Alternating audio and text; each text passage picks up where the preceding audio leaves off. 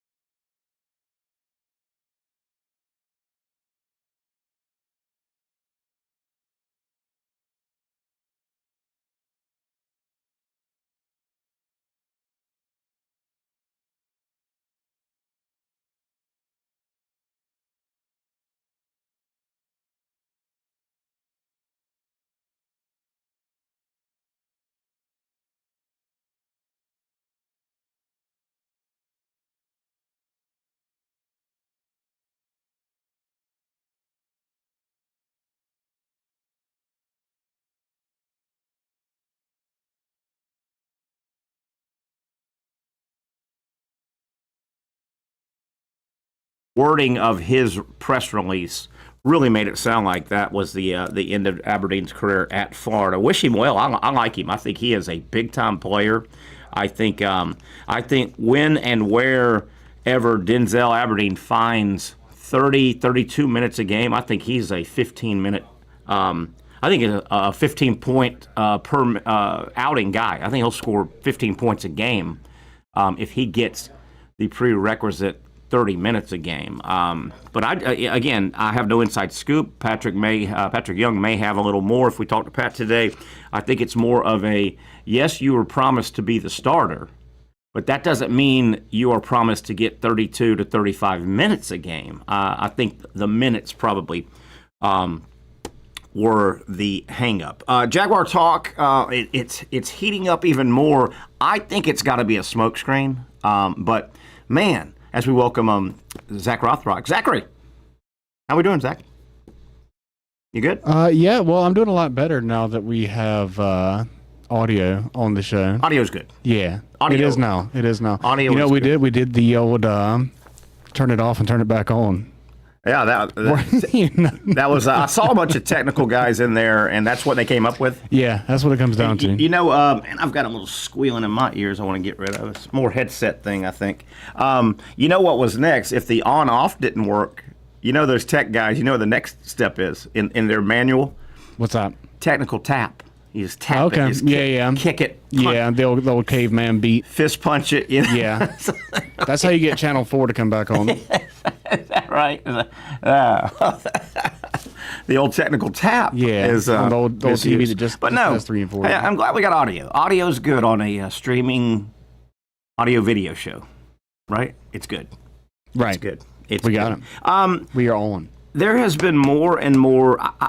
I've got to believe this is Jaguar smokescreen.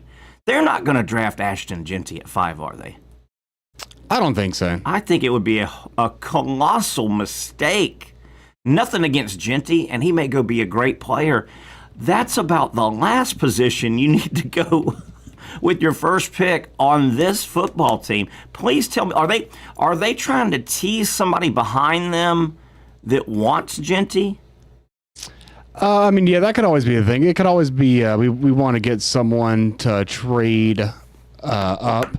Yeah. I've heard several people say that the more interesting players, the more talented players in the draft come in the middle to the end of the first round. So there's a huge interest among teams to try to get back in that range and get more picks for the later part of the draft too. So I mean, yeah, that's always a thing. I think it would be a terrible first shot fired by this new regime to draft a running back. I don't care if it was Saquon Barkley. I don't care if it was Earl Campbell. I don't care if it was O.J. Simpson. I think that's one of the last things that you would think the foundation you're trying to build for the Jacksonville Jaguars would be at the first pick we have, this Jaguars talking, at number 5, let's go get a running back. I think that would be a terrible move by the Jaguars. Well, yeah, and also here's the thing. As you pointed out, you kind of roasted them and said that they're the youngest group. Yeah. A bunch of young guys. Well, the whole drafting of running back with the 5th overall pick, that would really go against the young hotshot analytic approach. Yeah. So that's really the main reason why I don't see that happening. I think they're going to go with I think it's going to be the tackle from LSU if he's there. That's kind of what I thought the whole time. I don't have any reason to move off that. That's what I would do. And then I think if he's not there, then that's when I think you scramble, you reach out, you try to trade back. But you have heard, I mean, one of the draft guys, a name that you know came out yesterday or this morning, his most recent mock 29, literally a name guy said, number 5, Ashton Jeanty, Jacksonville Jaguars. Yeah, I see it from Sports Illustrated. Has that, and I think it's our friend John Shipley. Might be. I know he's mentioned in the article. I don't know if he's actually the one that did the mock draft. But so it's a Sports Illustrated. But thing, you agree, it's been out there now. Has anything came straight from the Jaguars? No. But these guys that put these mocks, particularly guys that you kind of know, and I'm not an NFL draft Nick at all, but I kind of know if this guy says it or this guy says it or who is this guy. Well, if a few of them are saying it, you know, they're probably getting told that a little bit somewhere in their contact world with the Jacksonville Jaguars. Hey, man, they wouldn't consider. They haven't ruled out a running back, you know. Now, or, and this has happened over the years many times.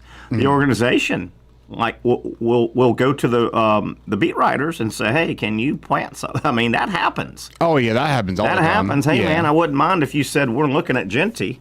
Yeah, for sure. And hey, we'll take care of you down the road a little bit. Right. But I mean, the other side of that is, I mean, obviously football is a bigger team sport. It's a 53-man roster versus an NBA roster is 13. Yeah. But if you could somehow look at this as if it were an NBA draft, Jeanty would probably go number 1 overall just because he's probably the most overall talented football player in the draft. Yeah. So, I mean, it would be interesting to get that guy in the building and have that guy that Trevor Lawrence can hand the ball off to and rely on. So there is that. Yeah. I mean, he's a monster. He's a crazy guy. I mean, just if you could guarantee that you have Derrick Henry on your roster for the next 5 or 6 years, I mean, it's hard to not try to sign up for that. So I do think there could be a very real temptation there. But ultimately, no, I don't think that these young analytical guys are drafting a running back number 5 overall. Has Henry's career ever included a terrible year of a team with a terrible year? He's always had decent. I don't teams, think right? so. Yeah, the Titans were always in the playoff hunt. They were at least like one of those borderline, like you need to win in week 17 and have like a few other teams lose type of deals. And he's always been on. But the thing about Derrick Henry is, though, he's statistically he always plays better when his team has the lead. Yeah. And if you're Jeanty and you're with the Jaguars, you may not be playing with the lead as often, and you may not be as effective, and it could stunt your whole career. So it could just be the worst for both parties. I think it's smokescreen. I think it is. I just can't see them going that. It's more the position, not the player at all. I think. I mean, obviously, I saw Jeanty when Boise heated up their competition, and I know Penn State. It was almost he got over 100 yards, but it was almost fake at the end of the game. The game was over, and they fed him about 8 or 9 carries.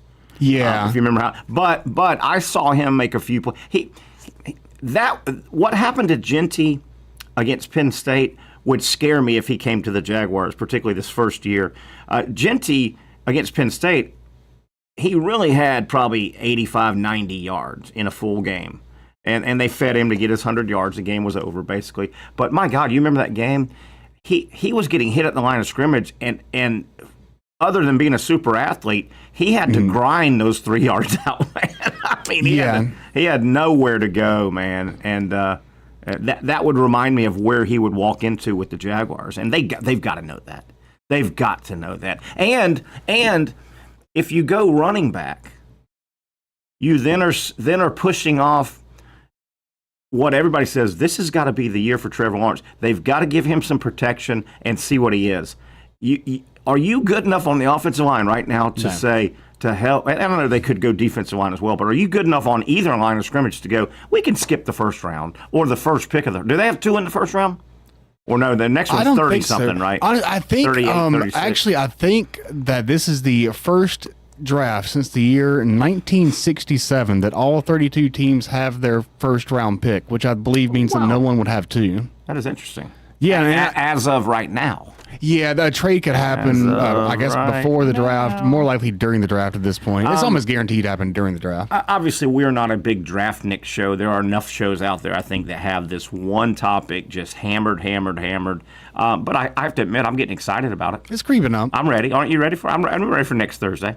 Yeah. Oh, yeah. It's always. I mean, it's like a little tease in the spring, like right in the middle of football season ending and creeping on at beginning. So yeah, I'm pretty big. I enjoy the draft. I hope the NFL draft can carve out some ratings next. I'll say the weekend, Thursday, Friday, Saturday. I hope the NFL draft can carve out some ratings next weekend because they'll be going up against at least on that Saturday UFL football. So I hope the NFL can get a little get some ratings there. Yeah. I don't know if the NFL. I don't know how the NFL can hold. That's probably why the NFL moved it instead of doing Saturday, Sunday, and going straight up against UFL. It's probably why they moved it to give them Thursday, Friday to get a head start on them. Yeah, for sure.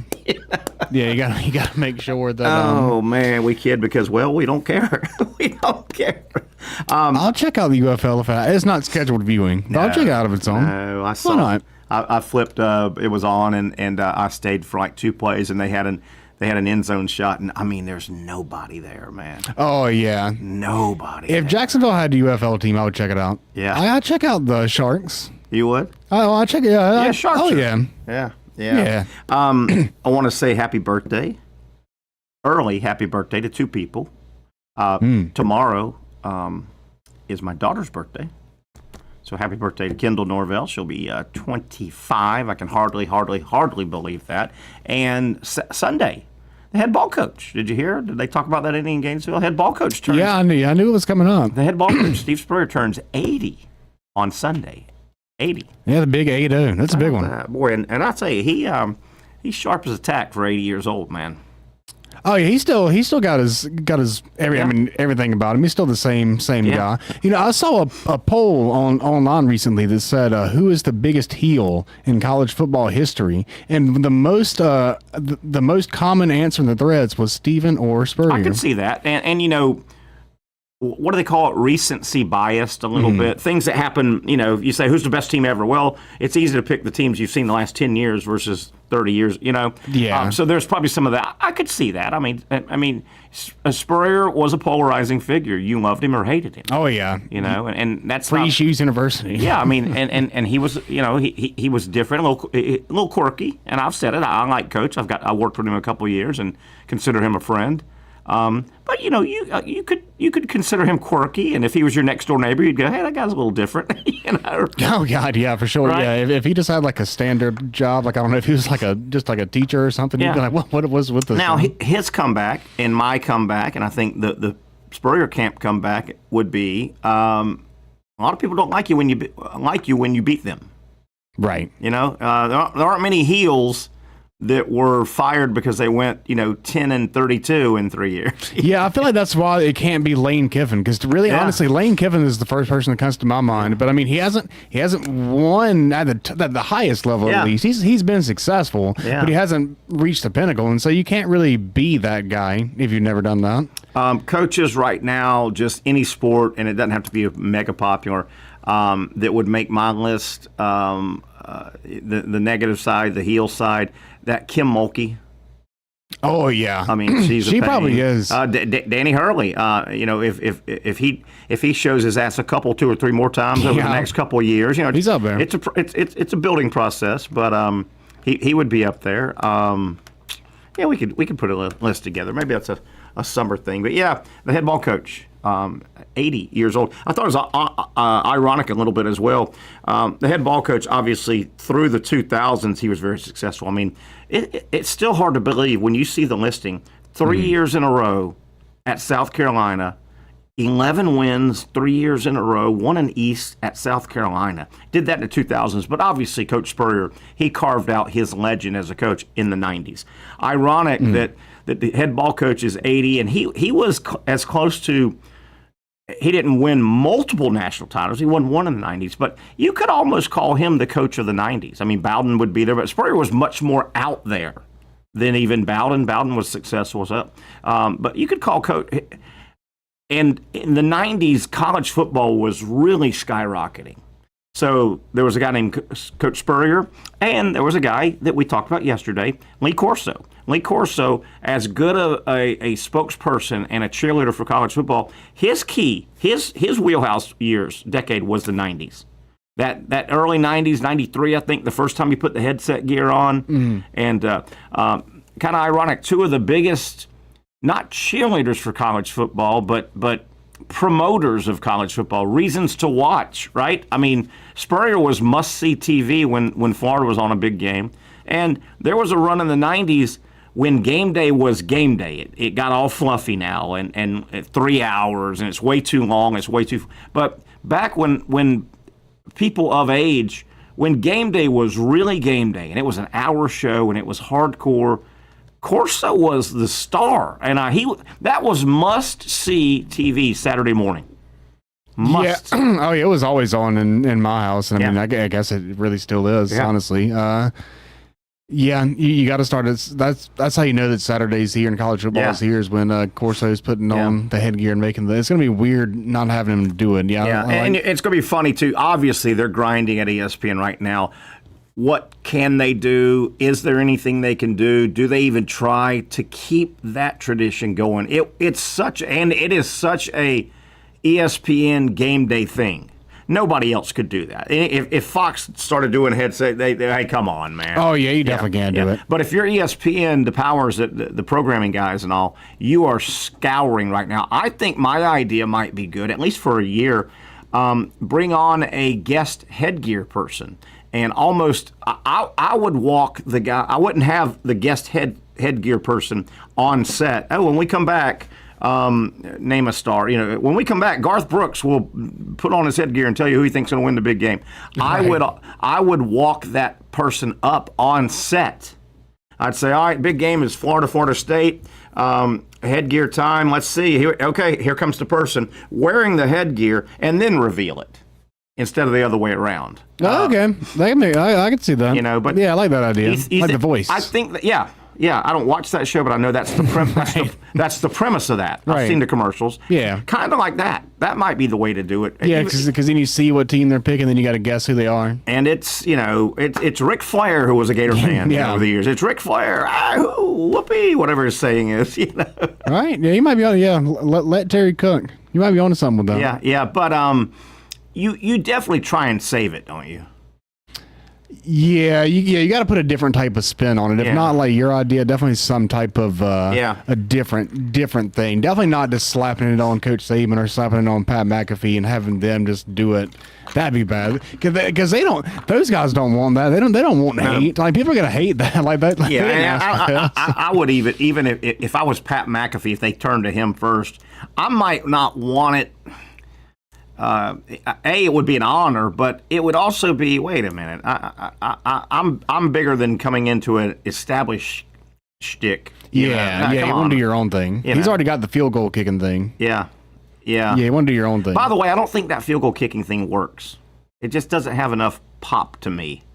More pop. It just doesn't work, and I think it's fun. I don't know. I think it's fun when the guy comes out and he's all cocky and he's like, "Oh yeah, I totally got this," and he kicks it and he hits some student in the face. Isn't that great? Yeah, I like that part. Isn't that great? Yeah, it's not good when the guy comes out there and he's cocky and just drills it. No, I don't like that. The half court shot that they do ESPN basketball game day. Works a lot better than the field goal kick, I think. That's all. That's an electric moment. It is, and man, more people than not make that shot than I would think, but they make it a lot, decent amount, don't they? Yeah, half court at a college game is probably not as far as an NBA, right? I mean, I don't know. think they're the same. I think it's 94 feet. I think the court NBA and the 3-point line's just a little different. Yeah, 3-point line's definitely a lot different. Yeah. You remember? You may not remember because it started in the 3-point line got introduced to college basketball 86 or 87. Can't remember. Yeah. It's right there. That's before my time.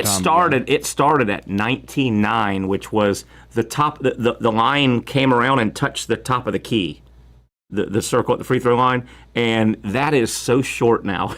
You're like, what in the world? Yeah, that's crazy. I think someone went back and looked at every Pete Maravich shot, and he would have had some like ridiculous, like 300 extra points or something like that. Dale Brown, when he was at LSU, got with the AV guy, and he's talked about it. But they went back and they painstakingly, just slowly, I guess probably the off season, they re-racked it all 3 years.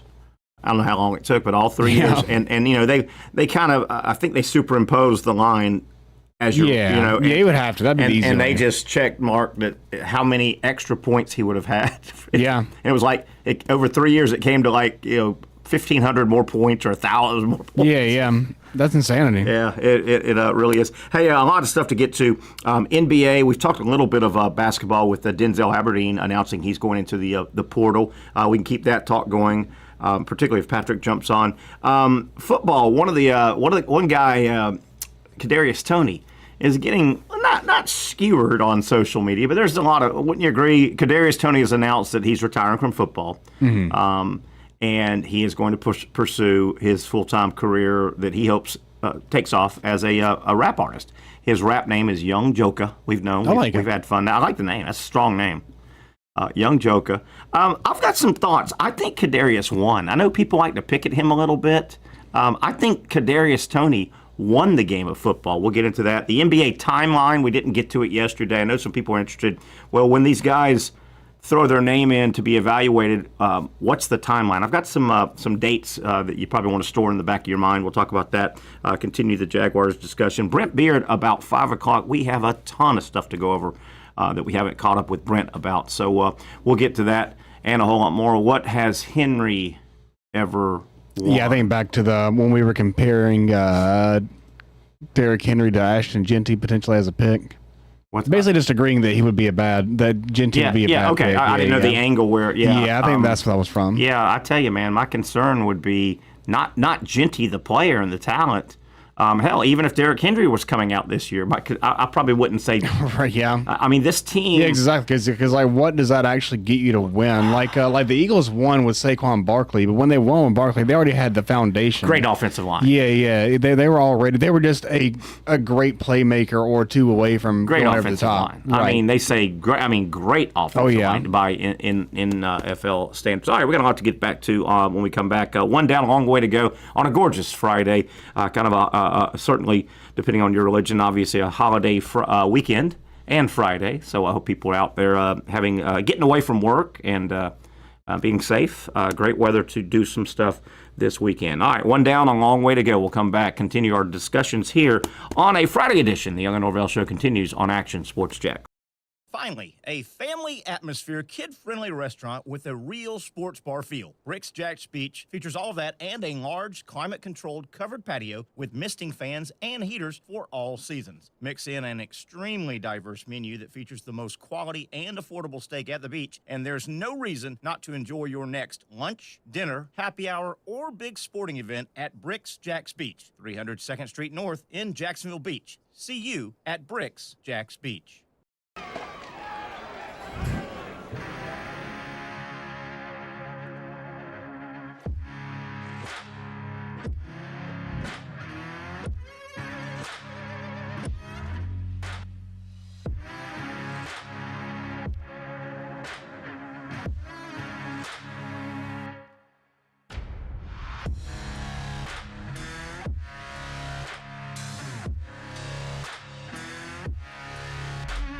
For over 20 years, Southeast Orthopedic Specialists has been providing the highest level of orthopedic and spine care to patients throughout Northeast Florida. Now, we're making that same great care even more convenient with Southeast Orthopedic Specialists Direct, a walk-in clinic where you can be seen for pain or injuries with no appointment needed. Staffed by orthopedic physicians and specialists, we offer everything from diagnosis and treatment to imaging and bracing, all with no appointment needed. For more information, hours, and locations, visit our website. You really got to hand it to him. Hold on. The previous play is under further review. I'm not sure what he could review, but okay.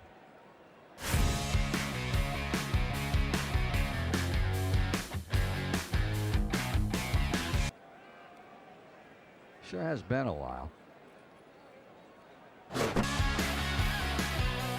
Dynamic Hurricane Grill and Wings for the football season. Well, there he is. Oh, what is that?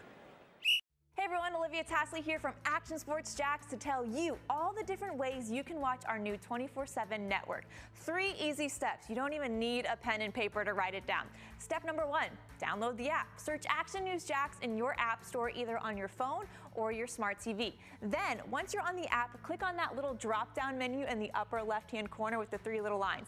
That'll show you these options, and boom, right here, click Action Sports Jax 24/7, and you will be brought to our continuous stream channel.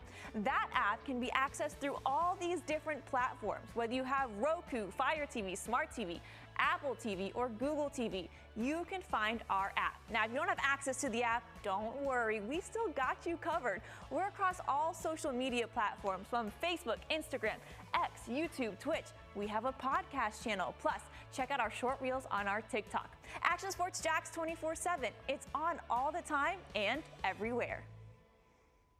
Summertime means sizzling sales at Nimnick Buick GMC. The #1 Buick GMC dealer in Jacksonville has lots of inventory to choose from with their best price guarantee. Nimnick never charges above MSRP. You can save up to $10,000 off select new GMC Sierras or get rates as low as 1.9%. You know, I'm a truck guy. GMC Sierra, my trim level is an SLT. This one's an Elevation. Pretty good looking color as well. So here at Nimnick Buick GMC, you have a lot to pick from. My father-in-law, he drives this, an Enclave, so I like that GMC in the family. 2025 is coming around the corner, which means it's almost time to close out those 2024s this summer. You can schedule a test drive at NimnickBuickGMC.com. And while you're there, check your trade value and customize your payment options. Nimnick is there for you, even on Sundays. Visit the showroom on Phillips Highway or shop online at NimnickBuickGMC.com. Nimnick, your friends in the car business since 1941. GMC, we are professional professional grade. So we got ourselves a little controversy here, Zachary. And I had read a little bit this morning that Kadarius Toney, all reports have said, many reports, national legitimate reports have said Kadarius Toney has announced he's retiring from football, going to pursue his rap career, wants to now be known as Young Joka. So what are we hearing? I read a little bit that he said, hold on a little bit. What's going on, Zach? Yeah, I have an official quote from his Instagram story. He says, "Goofies on the net hollering I'm retiring. They just want clout." Can you repeat that quote again? Goofies on what? Goofies on the net hollering. I'm retiring. Okay. So yeah, I think that he'd be referring to people like us. We are the goofies. I guess so. On the internet. Now, what he means by that. Now, can he truly? I am a goofy. So he's intimating, it sounds like, that he will go back to the NFL. Does the NFL know that he's going back to the NFL? Or you see what I'm going? Yeah. Do they know? Do they want him back? Yeah, that's what I'm saying. Well, I'm going to go ahead and say. And stay with the 800,000 legitimate reports. And these internet things, you can never tell who's a real Instagram account, who's not. I guess it's easy to get a check mark these days, thanks to Elon. You know what I mean? But, whatever. It's easy. It's easy to just pass as anything. Yeah. It's easy to see a report from Butt Crack Sports and think that it's real. But you would agree, though, the last 2 days, this has been, I saw it on legitimate sports reporting site. Oh yeah. Multiple sources are on that for sure. So I'm going to go ahead and go with this. And where I was going to go is a lot of people have started picking at Young Joka in the last couple of days. Man, what a flop! He had all of the drops. He had big drops, and they're like, is he going to drop a hit and blah blah blah blah blah? And so he does get picked on a lot. I'm going to go ahead and pick it up from. I think he is going to stop playing in the NFL and do his rap career. The people that are picking at him, though, that really mean it, what a flop. Well, I think Kadarius Toney easily won the game of football. If you backtrack where he came from, he was a high school player in the state of Alabama. Kadarius Toney is very, very undersized. Alabama and Auburn did not recruit him. Okay? He was a 2-ish star, maybe 3-star recruit. He goes to Florida, very unrecruited, not highly recruited, very undersized. The 2 major schools in his state didn't give him a sniff. He goes to Florida. Couple years, he wins a starting spot. He had 2 really good years at Florida. He parlayed 2 years. He was a first-round draft choice, made a lot of money, played in multiple Super Bowls, and Zach, he had big plays in the Super Bowl. He had a punt return. He scored a touchdown. Plays that helped win a Super Bowl.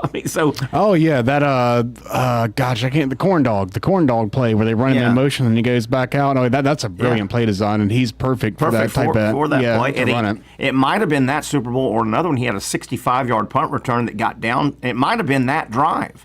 He had a big punt return. Yeah, he had multiple big plays on the drive. Yeah, he didn't score the punt return, but he got the ball to the 5 or whatever. Yeah, so pick whatever the story comes out to be for sure. The people that pick at Kadarius Toney, if you think about where he came from, his lack of size, he won the game of football. He did everything you're looking to do. He actually played quarterback in high school. And he accomplished everything that you can really look to accomplish in a short window of a career, at least. Whatever.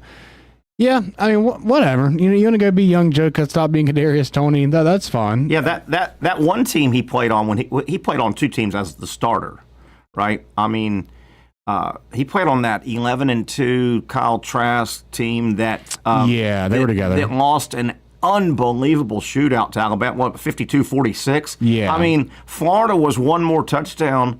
Kadarius Toney would have been instrumental leading them to probably a national championship game. They were that close to beating Alabama that year. Yeah, could have been. Oh, yeah. He's just one of those guys that can score a touchdown from anywhere on the field at any time. When I started seeing Kadarius Toney play at Florida, when he started really getting on the field, making his plays, I was convinced, and I hated saying this, but I said it on air a bunch. I'm like, I can't imagine the style that he plays, the cut, start, stop, cut. I'm like, God almighty, that's got an ankle knee blowout written all over it.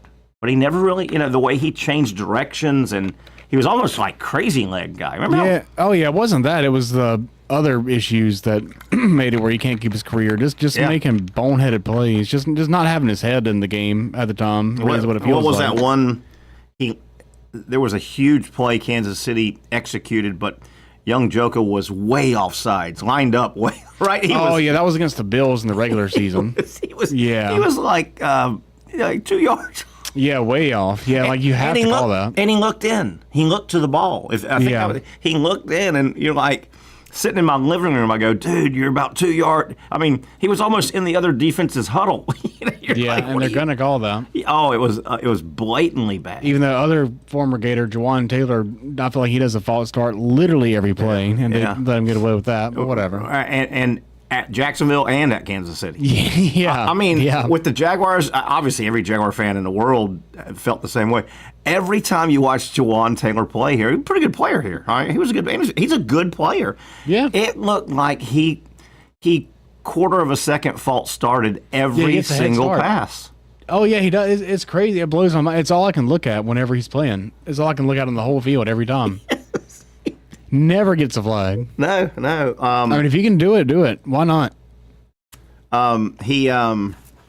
What was it? One of his early games with Kansas City, I don't know if it was Collinsworth or somebody made a point about it, and he caught a few flags, and people think that was the only reason because they made a point of it, and the officials were like, I guess we got to throw. Yeah, potentially. They were like, at some point, someone's going to just call him out.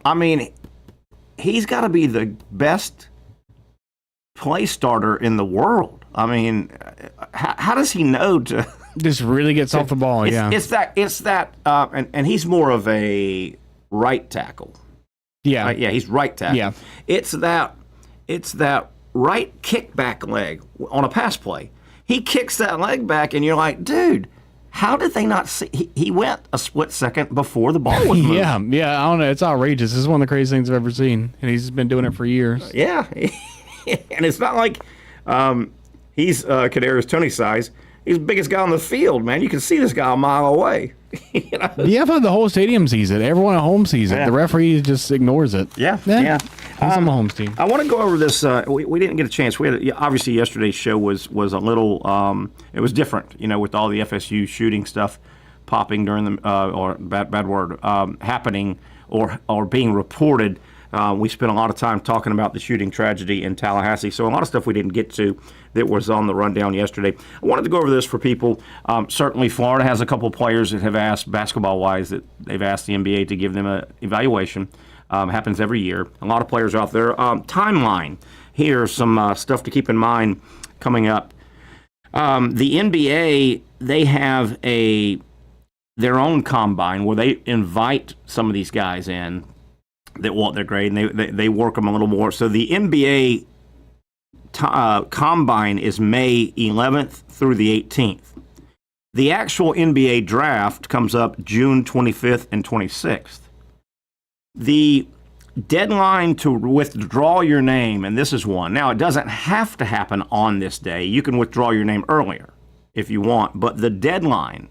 So if you've got players from your favorite team that are in the evaluation process, and you go, well, I'm not sure, he'd come back maybe. The deadline to pull your name out is May 28th. May 28th. So about a month from now, we'll kind of know. Again, such as if you're Alex Condon, you get your grade, you decide to come back to Florida, you don't have to wait until the 28th. You know what I'm saying? You can pull your name out.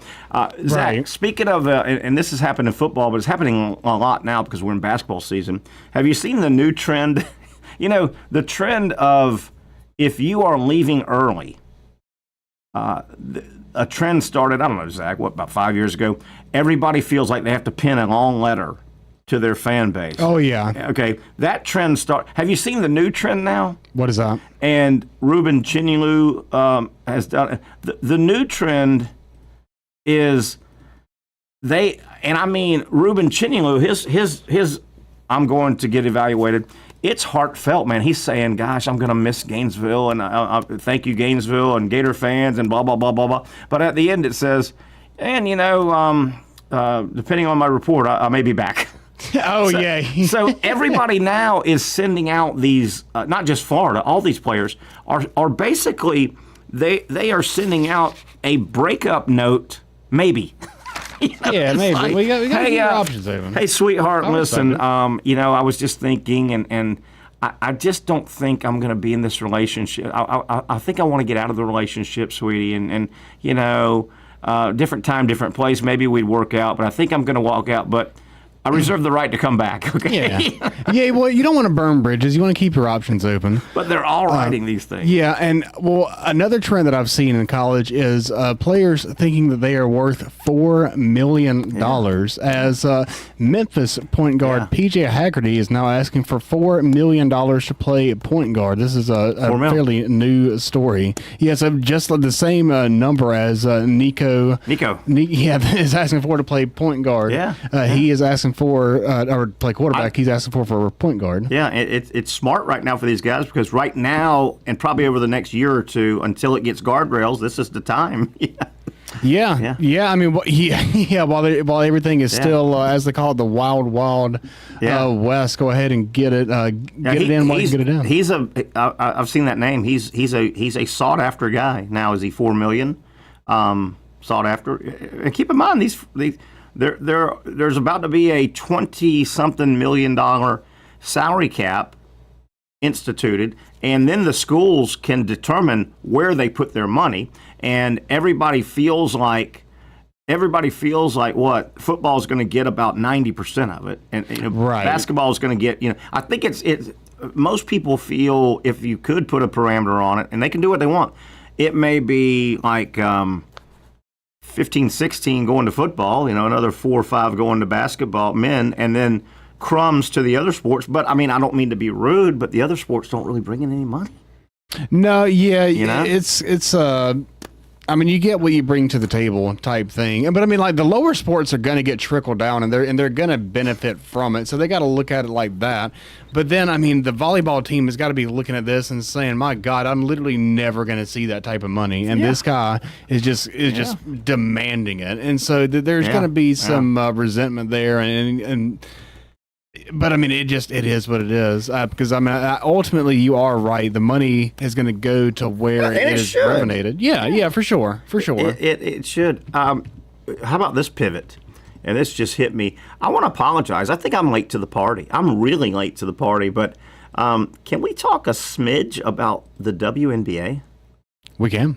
I don't know. I just have seen a lot of stuff on social lately about this player, and I'm way late to the party. I don't care about the WNBA, don't follow it, but am I the only guy that just now realizes, as I understand it, this Angel Reese player, is that her name right? Angel Reese, right? Yeah, from LSU in Chicago. She's not, I'm starting to get, is she not worth a damn? There are people that say, and then they've got these highlights, and it's not like 4 highlights they re-rack over. They've got like 8 million highlights, different games, different angles, different uniforms.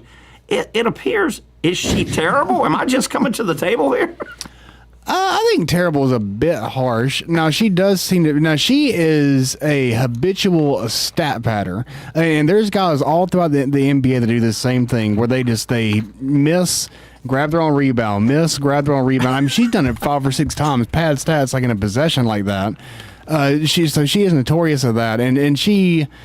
I mean, I have seen this clip of her making a pass to a layup and then her celebrating as if she just did the LeBron from Dwayne Wade feed. I mean, the WNBA level is significantly lower than the NBA level. Is she that bad? Is she nowhere near the superstar she thinks she is? And I guess I'm late to the table, but man, the stuff I watch now, I'm like, God. I mean, she's definitely not as polished and well-rounded as like a Tim Duncan, which I guess would be like her NBA counterpart. Definitely not. I mean, I don't know. Okay. And it feels like a lady could be. Like, it feels like there's nothing stopping a woman from being able to develop post moves. You know what I mean? Like, I feel like they should be, like, I can understand that a lady can't highlights dunk. Look terrible. I mean, basic layups, and it's hard to watch. You just brought up LeBron. I think I saw this. Let me see if I can find it. LeBron has another son that's going to go play looked like he committed to Arizona. Yeah, I've heard this one might actually be good. Maybe. Can he play? I've heard that he's probably potentially better than Bronny. I think Bryce is his name. See if I can find. That sounds right. Auburn. No. Yeah, I can't find the story, but I think Bryce James. Yeah, Bryce James. And I mean, Arizona. They play good basketball out there. Oh yeah, play good basketball. So I wonder if he's got any game. I mean, he can't be absolutely terrible. He wears the Kareem glasses. Oh, he does. So yeah, he's got that going for him. Yeah, he's got to be all right. Do we know? Is he like a 6'6" guard? Is he a 6'4" point guard? I would. Where's that story at? I can't find the damn. I'm imagining. Freshman. I see 6'6". 6'6". Yeah. All right. Speaking of, as we take another break here. Let me get this out if you haven't seen it. Kind of the big news out of college basketball in our parts, out of Gainesville, is this surprised me. Denzel Aberdeen has thrown his name in the portal, and he penned one of those letters. His letter sounded like a definite "Dear John." He gone. He gone. I know you can come back, but my surprise is not necessarily I think it. Todd Golden was quoted as saying Denzel Aberdeen is going to be our starting point guard. He's going to start. Now, my guess is the issue Aberdeen has is not the starting part, but how many minutes is he going to get? I think it's a minutes thing. That if you're the starting point guard, that doesn't mean you get all the minutes. A lot of times it happens, but I think Aberdeen probably thought, okay, if I'm going to point guard, I'm going to go. Walter Clayton probably came off the court for about 5 minutes, twice in each half. I think Todd Golden and the staff probably said, hey, Denzel, you're going to be our starter. You've been around 3 years, at least at the beginning of the year. But we could see this thing being a 20-minute kind of thing. And I think Aberdeen thinks he's ready to get 30 to 35 minutes. And if that's the case, I can live with that, man. Hey, go find, because Denzel Aberdeen can go find a big-time college basketball home, a big-time Power 4 home, and I think he can be the starting point guard and get 30 to 35 minutes. Yeah, I mean, I definitely don't necessarily think it's a coincidence that this is coming 2 days after the Princeton Xavier Lee committed to Florida. And it may be a money thing. He may know what there's always that. He may know what Florida's paying Lee and thinks, could be anything. I don't, but what I'm seeing on social media, Gator Nation is blown away. But he was going to start. Why would he walk away from the starting position at the University of Florida? A, money possibly, but B, I think it's more about minutes. I think Golden and that staff are probably honest with him and say, hey, man, Xavier Lee's going to get a chunk of minutes. Of minutes. How could he not? Yeah. There you have it. So that's the news out of Gainesville today. A lot of stuff we'll rehash with Brent Beaird at the top there. Let's take a quick break, come back, and start setting up hour number 2 here on a Friday edition of the Young and Norvelle Show from studio today. Don't forget, next Thursday, start making your plans. The Jaguars draft party is at Lemon Bar in Neptune Beach. We, of course, on Thursdays are always at Sliders 4 to 6. Come down and have a draft with us before the draft. You get it? Get the play on words there, Zach? Draft before the draft. I understand. Yeah, I figure it out. They're spelled different. Next Thursday, I hope to see you guys down at Sliders as we're going to have a big time on draft day in less than a week away. All right, let's take a break. Come back, talk to Brent Beaird at 5 o'clock. Finally, a family atmosphere, kid-friendly restaurant with a real sports bar feel. Bricks Jack's Beach features all of that and a large, climate-controlled covered patio with misting fans and heaters for all seasons. Mix in an extremely diverse menu that features the most quality and affordable steak at the beach, and there's no reason not to enjoy your next lunch, dinner, happy hour, or big sporting event at Bricks Jack's Beach, 300 2nd Street North in Jacksonville Beach. See you at Bricks Jack's Beach.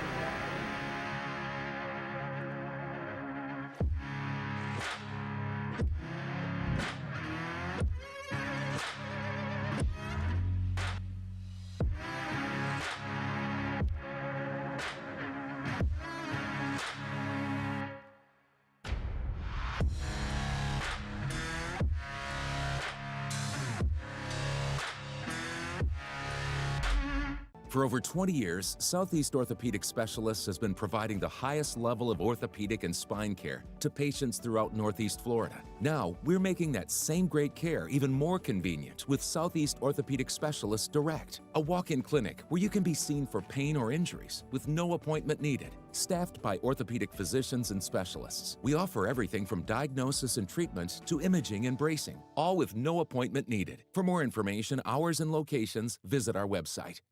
You really got to hand it to him. Hold on. The previous play is under further review. I'm not sure what he could review, but okay.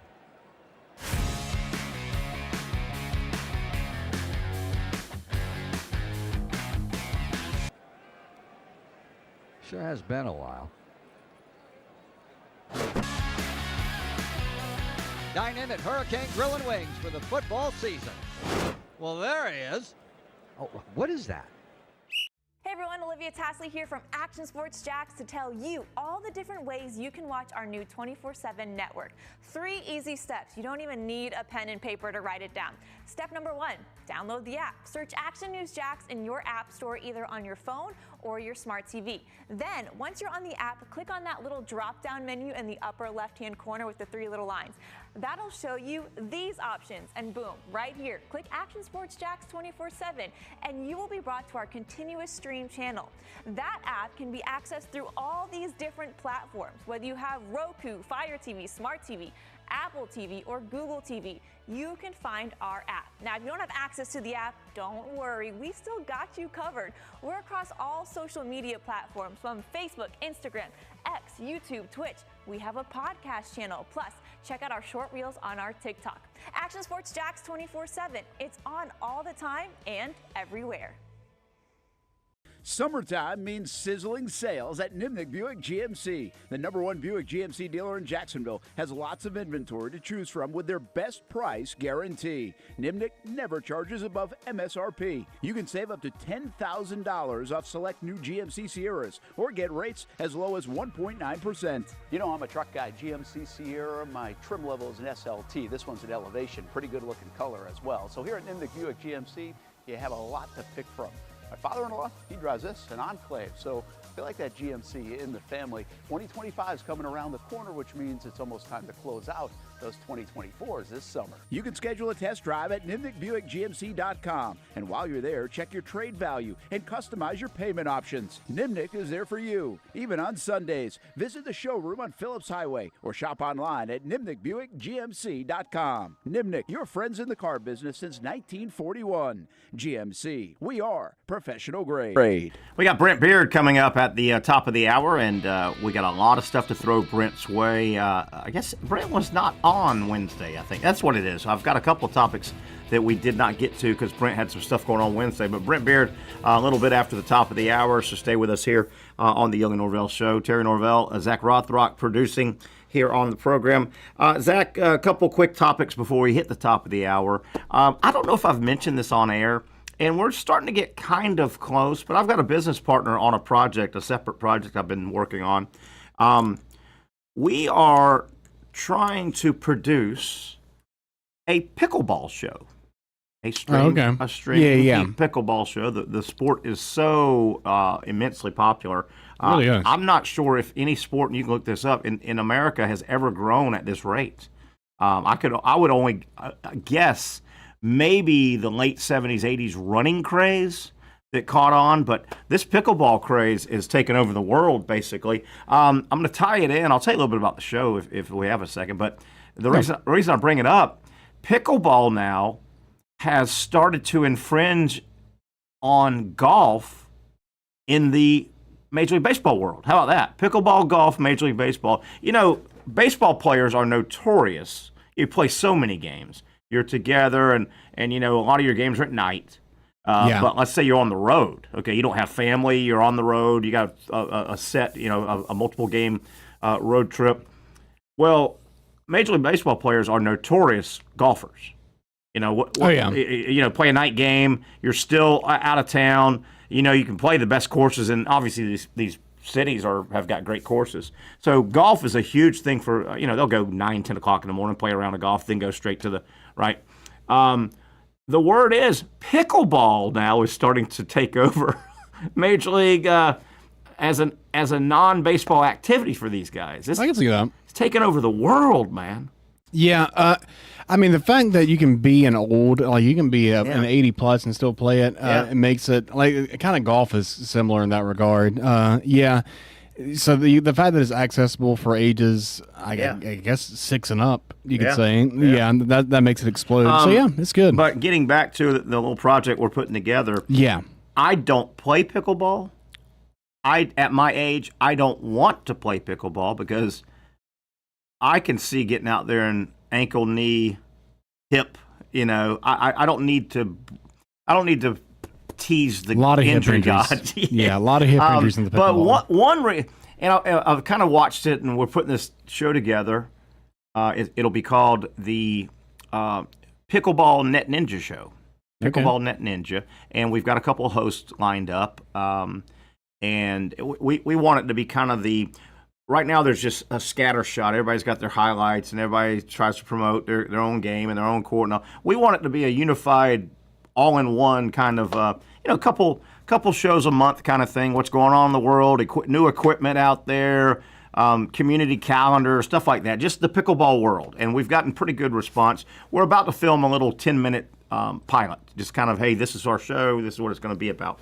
But so that's kind of what spun this off. But I think the one thing that really has fueled this pickleball craze is it's so co-ed. Yeah. And what I mean by that is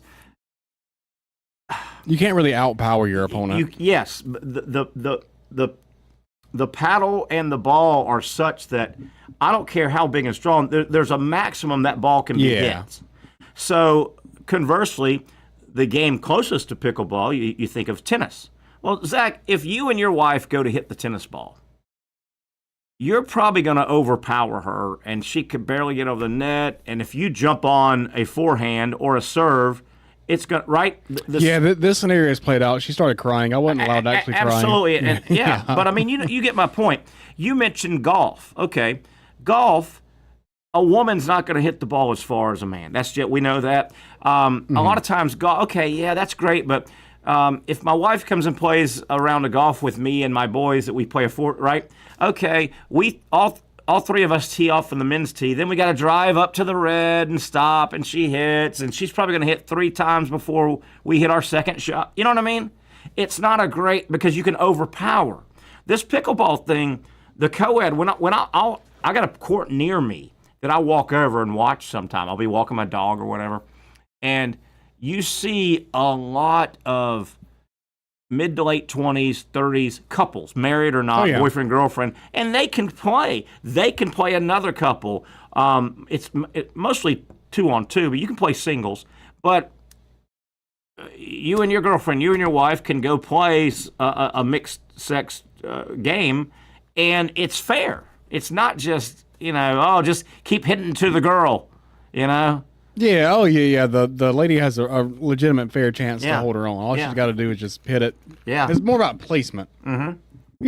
Yeah. So that's why it's probably so. When will the event? When is this? We are hoping to film a little pilot next week, within 2 weeks. We'll talk 10-minute pilot. We can show. Okay. Obviously, it's a sponsorable show, and if we can get the sponsorship dollars to back it, we'll do it. If we can't, we won't. But for sure. So I have kind of probably the last 6 months, and my partner on this is a buddy named Joe Talentino, longtime TV guy. He owns I Know Jags. Hey, Joe Talentino. Hey, Joey, pickleball show, Joey. It's a pizza pickleball. Hey, whoa, pizza and pickleball. Whoa. Oh, man, light bulbs. Don't anybody think about that. That's my idea, okay? All right. Okay, everybody, let's go back 25 seconds and erase. All right. You do the Men in Black thing? Yeah. Yeah, there you go. I like that. My buddy, though, Joe Talentino, you've seen, he's been in TV and podcasting and everything for years. He has owned and produced I Know Jags. You know that show, I Know Jags, and it just kind of bounces around. I have seen that. Yeah. He's done that for a long time. So, again, I don't really want to play, and this is just a project Joe and I are the co-producers on. But, yeah, pickleball, man, it's taken over the world, man. Have you played? I've never played. I haven't. My first time I encountered it was John McEnroe being incredibly upset about it. And I was about like, pickleball? I was like, why is this guy saying What was his beef?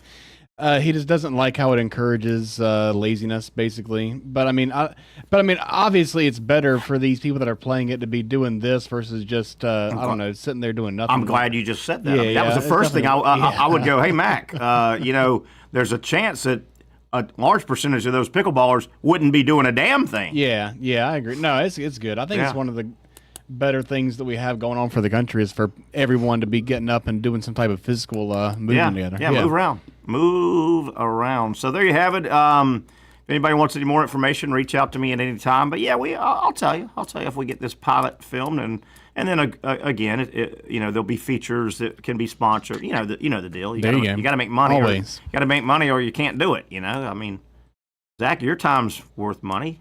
My time's a little bit, not a lot, but right, a little bit. All right, let's take a break here. We've pushed it up to the top of the hour. 1 hour down, 1 to go. Brent Beaird, we hope to dial up. Got a lot of stuff to cover with Brent Beaird. That's coming up on the other side. A Friday edition continues right here on the Young and Norvelle Show. Finally, a family atmosphere, kid-friendly restaurant with a real sports bar feel. Rick's Jags Beach features all of that and a large, climate-controlled covered patio with misting fans and heaters for all seasons. Mix in an extremely diverse menu that features the most quality and affordable steak at the beach, and there's no reason not to enjoy your next lunch, dinner, happy hour, or big sporting event at Rick's Jags Beach, 300 2nd Street North in Jacksonville Beach. See you at Rick's Jags Beach.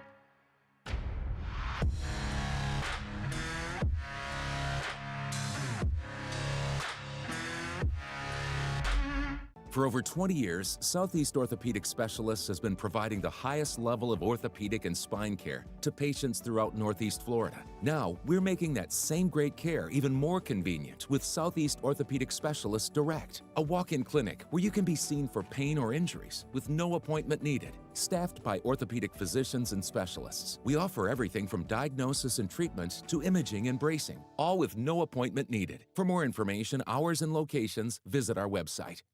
You really got to hand it to him. Hold on. The previous play is under further review. I'm not sure what he could review, but okay.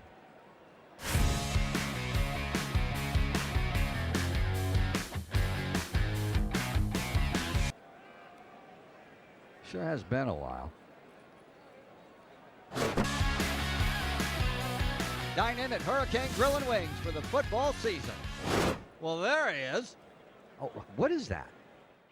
Hey everyone, Olivia Tasley here from Action Sports Jags to tell you all the different ways you can watch our new 24/7 network. 3 easy steps. You don't even need a pen and paper to write it down. Step number 1, download the app. Search Action News Jags in your app store either on your phone or your smart TV. Then, once you're on the app, click on that little drop-down menu in the upper left-hand corner with the 3 little lines. That'll show you these options, and boom, right here, click Action Sports Jags 24/7, and you will be brought to our continuous stream channel. That app can be accessed through all these different platforms, whether you have Roku, Fire TV, Smart TV, Apple TV, or Google TV. You can find our app. Now, if you don't have access to the app, don't worry. We still got you covered. We're across all social media platforms from Facebook, Instagram, X, YouTube, Twitch. We have a podcast channel. Plus, check out our short reels on our TikTok. Action Sports Jags 24/7. It's on all the time and everywhere. Summertime means sizzling sales at Nimnick Buick GMC. The #1 Buick GMC dealer in Jacksonville has lots of inventory to choose from with their best price guarantee. Nimnick never charges above MSRP. You can save up to $10,000 off select new GMC Sierras or get rates as low as 1.9%. You know I'm a truck guy. GMC Sierra, my trim level is an SLT. This one's an Elevation. Pretty good looking color as well. So here at Nimnick Buick GMC, you have a lot to pick from. My father-in-law, he drives this, an Enclave, so I feel like that GMC in the family. 2025 is coming around the corner, which means it's almost time to close out those 2024s this summer. You can schedule a test drive at NimnickBuickGMC.com. And while you're there, check your trade value and customize your payment options. Nimnick is there for you, even on Sundays. Visit the showroom on Phillips Highway or shop online at NimnickBuickGMC.com. Nimnick, your friends in the car business since 1941. GMC, we are professional grade. Time to visit with Brent Beaird, who's been on hold. We got a lot of stuff to fire Brent's way here. Final hour on a Friday. The Young and Norvelle show continues. Mr. Beaird, lead things off with you. News out of Gainesville, basketball news. Denzel Aberdeen has thrown his name into the transfer portal. Surprised me, yes. Surprised Gator Nation, yes. Listening, watching, and reading some of the response from Gator Nation, they don't understand. Todd Golden recently said Denzel Aberdeen would be his starting point guard. They don't understand that. Brent, my thought process on this is it's not starting that his issue is. I think it's a minutes thing. I think Todd Golden and the boys probably said, Denzel, obviously we're bringing in Xavier Lee. He's a point guard as well. Denzel probably wants or expected to get Clayton's 30 to 35 minutes a game. Yeah. I think it's probably a minutes thing, and Golden and them were probably honest and say, hey, man, we envision a 2020 kind of thing. First thoughts on Denzel, and I think Denzel will have a million big programs calling him. He will. Look, he was one of the reasons they did so well last year, obviously, in that guard rotation. No, there'll be no shortage of suitors. I'll just be honest with you. This is one I don't understand. I mean, I'm sure it's money to some degree, but my stars, he's going to play as much as he wants to. Yeah. I mean, they're going to be good again. Yeah. Are they going to be national championship good? We don't know that. This is one of those things where he may not get what he wants, or at least what he thinks he wants at this point. I was disappointed to see that, Terry. Yeah, and I've always liked him. I wanted to see, because I think he's a cold-blooded scorer. I mean, he's long, he's 6'4", he's a driver. He's got an outside shot, and he's just got that scorer's mentality. I was really looking forward to seeing Aberdeen if he got 25 to 30 minutes. I think he will be a guaranteed 15, 16-point a game guy. I think he is a and he'll go find somewhere that they'll pretty much say, hey, man, you're going to be our point guard, and you're going to be on the court 32, 33, 34 minutes. I don't think Florida could guarantee him that. And he probably thought he would take Clayton barely came off the court. I mean, he got 2.5 minutes here, and in the second half got 2.5 minutes, and they put him on the court, I just don't think Florida could promise him, and it might be M&M, it may be money and minutes. Minutes. He's a good player. I like him. I like watching him. I like his style. Well, but see, where you make, what he doesn't get is where you make up and compensate whatever you lose in minutes is Florida is probably going further into the NCAA tournament than anywhere he could go. So, I mean, Terry, he may play. He could play another 6 games into the NCAA tournament. That would make up some of that. So, good point. I hate to see him go. I'm a Gator fan, and I like his game. I hate to see him go. Not that I can't watch him, but obviously I won't watch him.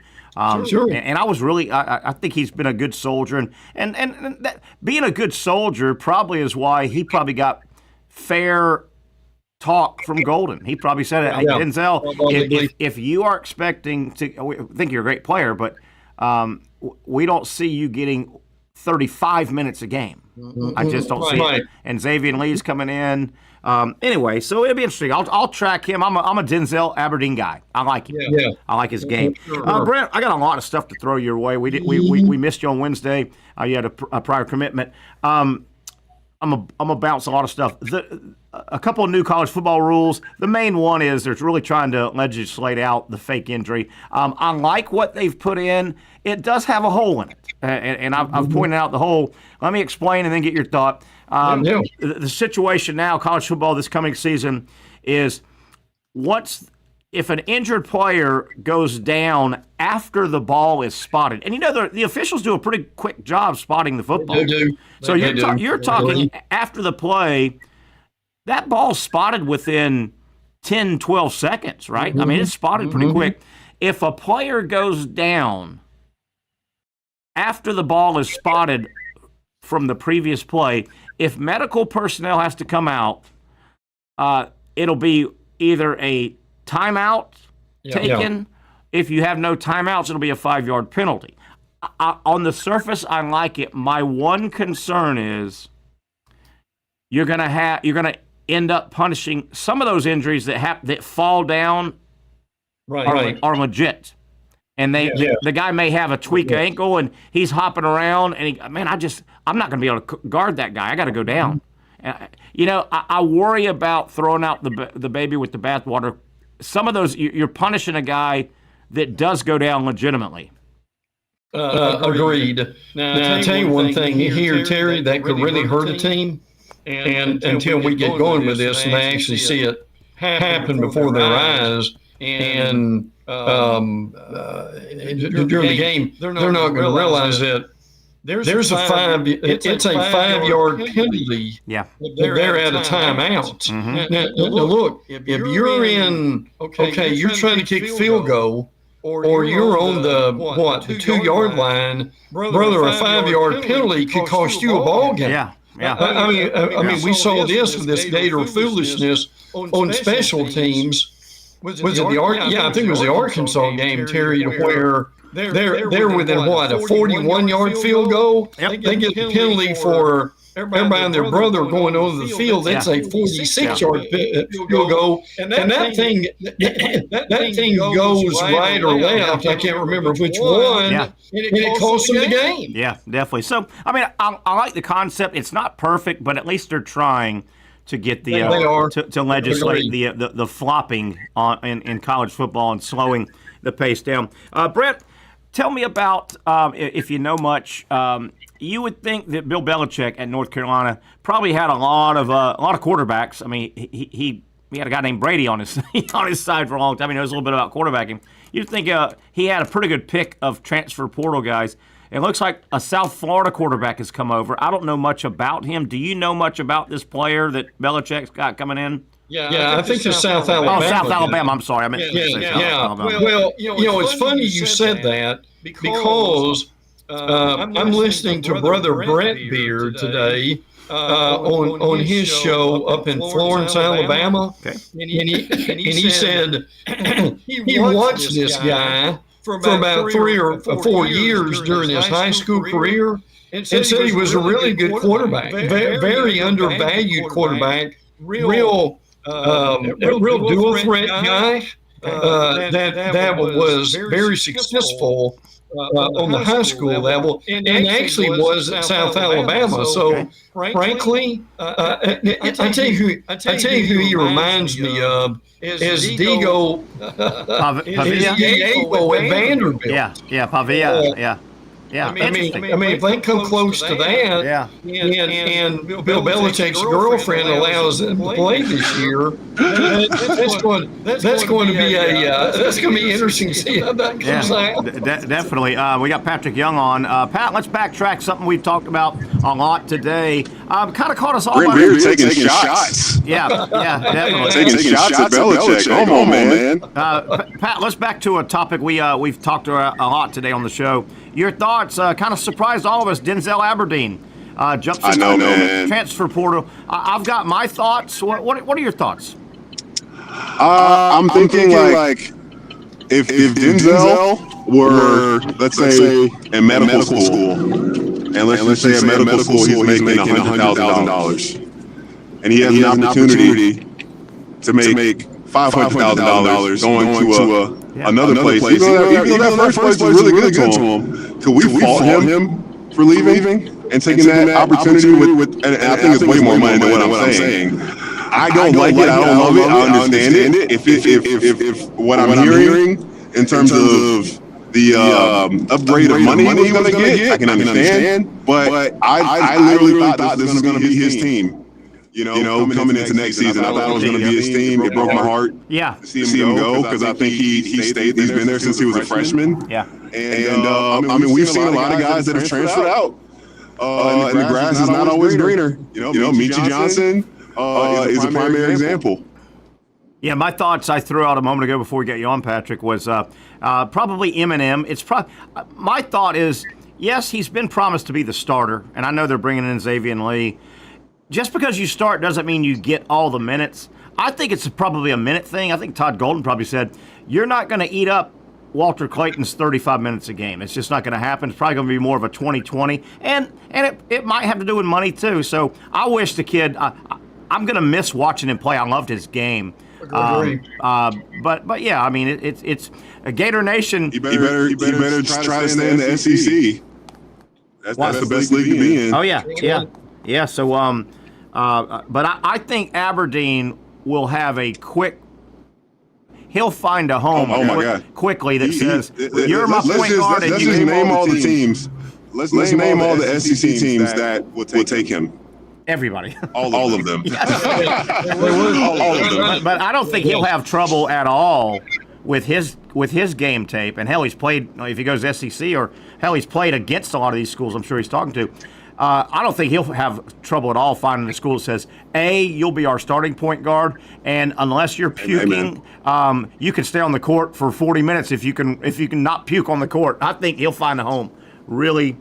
If I'm him, I'd look at if they offer Miami would be a great spot. Yeah. New coach. Like he's gonna get the what do you call when they get all the minutes, all the bare minutes or whatever. Like he's gonna have a lot on his back on his load. Yeah.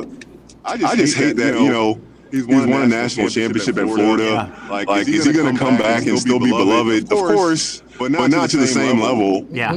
You know, if he would have stayed, because like we talked about this before, Carson Beck, he never won a championship as the QB1. Yeah. So he left it with some, not very smoothly and went to Miami. And if he doesn't do well in Miami, is he really going to be welcome back there? If he sucked it up in Miami like he did his last year in Georgia, like, yeah. Who really is going to say, welcome back, Carson? Yeah, definitely. Guys, another portal announcement. This one I like. Sometimes I just think in life you kind of need a new, fresh start. Chad Baker-Mazzara, the ultra-talented Auburn player, has announced he's trying the portal. I didn't realize he's about to turn 26 years old. That's right. Yeah, man. But don't you think, Brent, I'll start with you. I think Baker-Mazzara and Auburn and Bruce Pearl, nobody to blame. He probably needs a fresh start somewhere. He probably does. I'll tell you this, though, and Pat's seen this up close. When Baker-Mazzara when he's under control, he makes things happen. He's one of the best players in the SEC. My concern is, Pat and Terry, is wherever he goes, or they can be able to keep him under control. As he was in Auburn, and Bruce is not going to be there anymore. I mean, Bruce knew basically how to handle him. I mean, he still got out of control a game or two. Yeah. But I wonder where he's going to be looking to transfer to. Is he looking to transfer to a mid-major where he can get a lot of time and be the guy and enjoy the heck out of his last? Of course he's going to say he's going to want to win. Yeah. But does he want to go somewhere where he's not going to get 20 minutes, 25 minutes a game? He probably wants to. He didn't start every game last year. No. He did not. No. He cost them some big games, too, a couple big games. His antics. He was selfish. He was a selfish player at times at Auburn. I think that's a good move. I think Auburn and Baker-Mazzara probably need to shake hands. They had a good run. Could have been better. But, he'll be desired, right? I mean, he's a very experienced, high-level player. Guys, another topic I wanted to kick around with you guys, and we were going to get into it yesterday, and really with the developments in Tallahassee, I didn't think it was the time to get into it.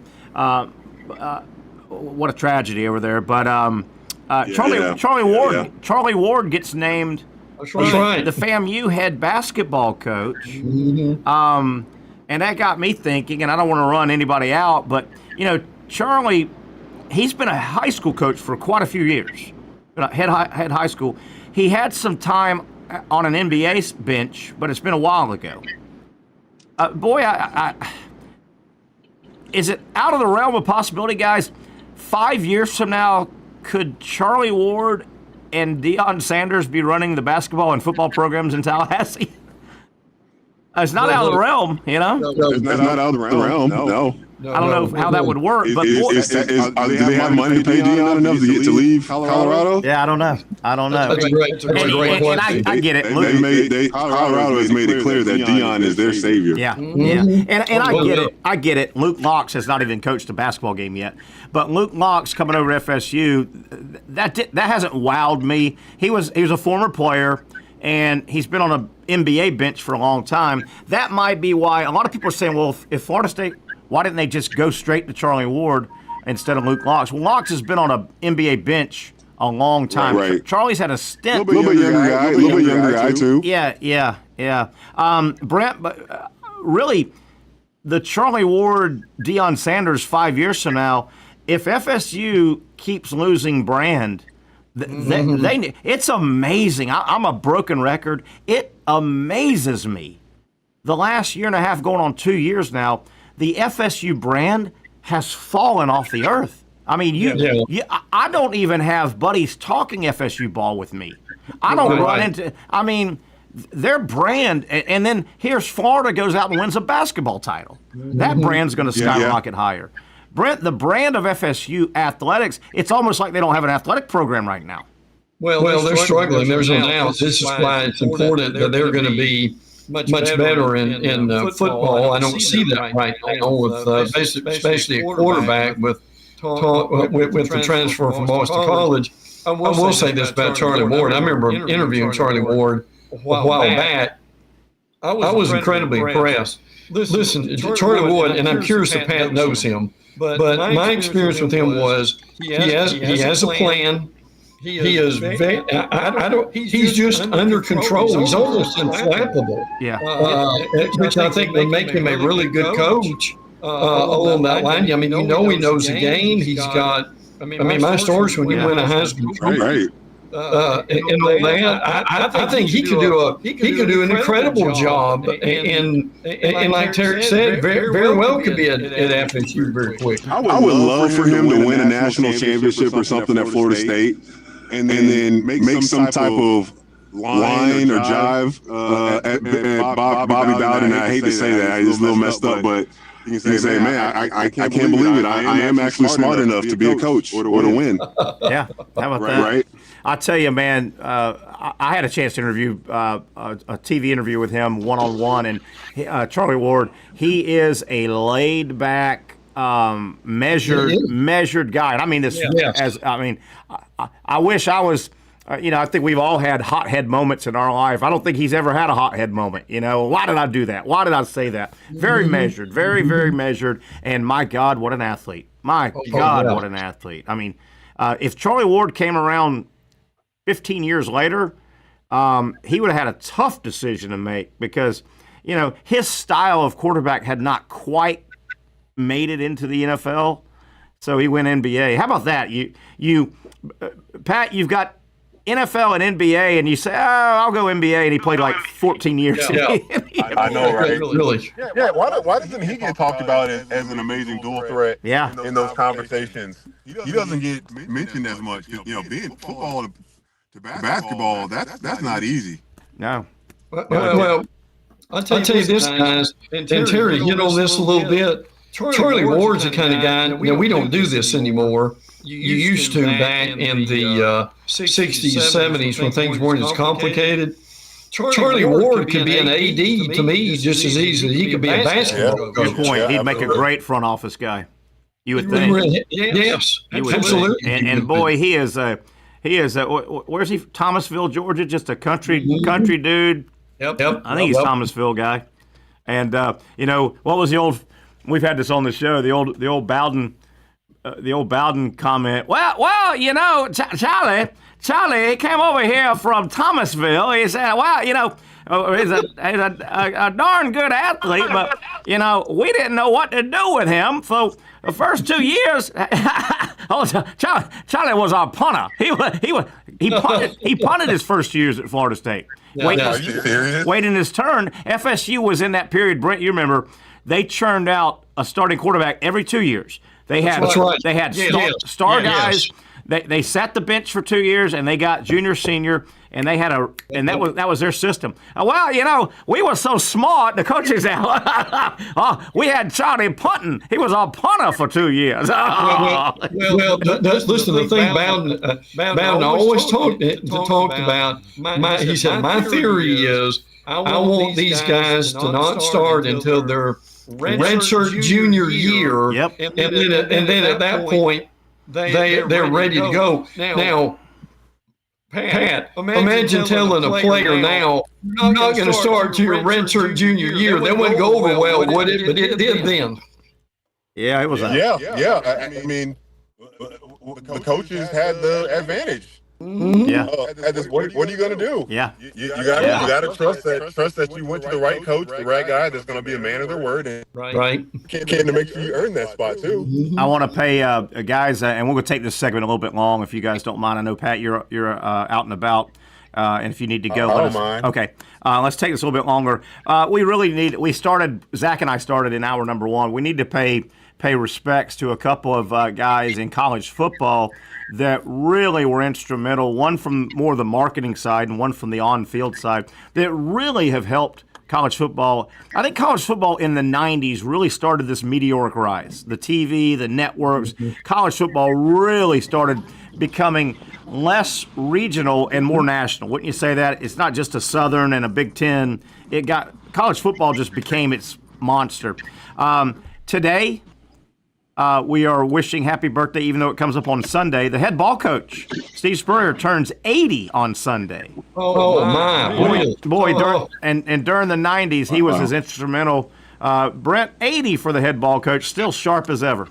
Look, and one of the things that you kind of connect the dots here. Bill Oliver, the Alabama D coordinator, died this week, and there was a lot of talk about Bill Oliver teaming with Steve Spurrier. Now, Terry, I've talked to some Alabama journalists about this week, and they said they actually had some conversations about doing it. And the funny thing they said, the interesting thing they said was, it would have probably worked better at South Carolina when Spurrier was there than it ever would have when he was at Florida. And Patrick, what Brent's talking about, and you may remember that name. Yeah. Bill Oliver, in his heyday, defensive coordinator, he was the Steve Spurrier on the defensive side of the ball. Yeah. He was a guy. Got you. And Spurrier had 2 or 3 at Florida. He had 2 or 3 openings at DC. You had Bob Stoops went off to be a great coach, and Ron Zook left, and Jim Bates left. And the word was 2 or 3 times they got close. And it would have been fun to see this incredible defensive coordinator partnering up with this incredible offensive coordinator. I know the rest of the SEC never wanted that to happen. Never wanted Brother Bill and the head ball coach. The other guy, and we'll talk about this, take a break, and kind of wrap up the show. Brent, you've probably got some other stuff for us. It was announced. Brent is a busy guy. Yeah, Brent's a busy guy, but he's got a notebook we need to get into the second. 28 years of palliative care. How about that? That's right, too. Yeah, thank you. That is very impressive, Brent. We saw that anniversary, man. And that's tough. Love you so much for that. Yeah, that's tough work. That is tough work, buddy. And you're the perfect person that I know for that job. We talked yesterday when it came out. Pat, I'll throw this to you first. You don't go as deep as Brent and I do with this guy. But Lee Corso, ESPN and Lee Corso announced his swan song. It sounds like they'll probably do one big first weekend and really have Corso on set, but he's going to retire. And he's already 90, right, Brent? He will turn 90 in August. He'll turn 90. Pat, you're old enough to remember. I mean, you caught him probably on his down cycle, but man, during the 90s, going back to the 90s, from a marketing standpoint, he was about as good a marketer. I mean, when you thought college football, you thought game day Lee Corso. He was a star, man. I wonder how. I mean, they tried something with the mascot heads. Yeah, it just sucked. Yeah, that was those guys made my field. Made it so personable. Talking about football. Yeah. And smart, but not too smart. entertainer. He was a great entertainer and added so much personality to college football. Yeah, wouldn't you say that, Brent? And he had the feel to be on camera. The camera loved him. And Brent, your thoughts on Corso finally hanging it up? It's due. He needed to. Yes. But Terry and I have been talking about this now for several years on different mediums about what they were going to do. And unfortunately, the stroke really slowed Lee down. I give him credit for continuing to try. Now, listen, Lee had a real sense of humor. Lee actually admitted this. He said, I'm just stealing money with these people and with what I do. But he made it his stick and worked out. Now, look, this is discussion on another day. I'm really curious how they got this done. Did Lee understand that they really needed to do this? And okay, let's give him a big send-off by agreeing to do so, or did he have to? Did he need Kirk and some of the other guys to kind of talk to him about this? Terry and I actually thought that he just may be in his backyard in Orlando, and they ship him a helmet, and he put that on every week. Right. Yeah, absolutely. But no, they should incorporate some cool technology like that. Yeah. I think though the last couple of years he's gotten so fragile and forgetful that even that's not a long-term answer. Patrick, do you know the story of Lee Corso and the yellow number 2 pencil?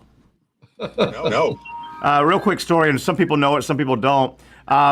Once he became this huge star, if you go back and watch and pretend this highlighter I have is a yellow number 2 pencil, we all used in school, the number 2 pencil.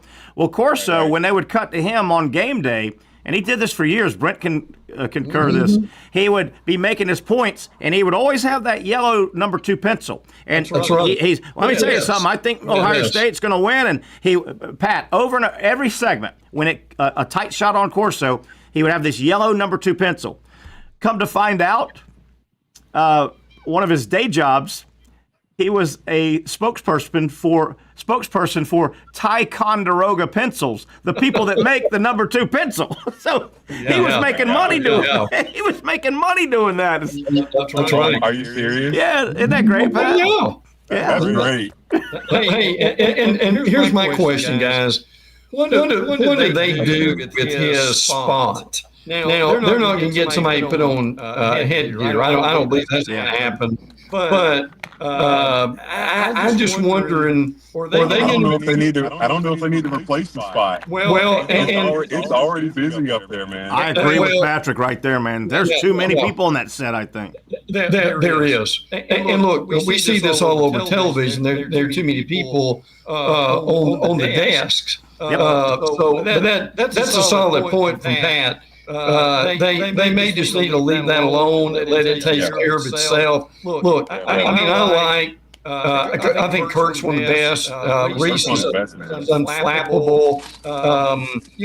I even wonder if they're going to retire Desmond at some point with that. I'm not saying they are. Pat, I'm just wondering. I'm going to jump in real quick. Pat, like your show with SEC Network, y'all could have one more guy, but I love you got 3-man set, 2 analysts and a host.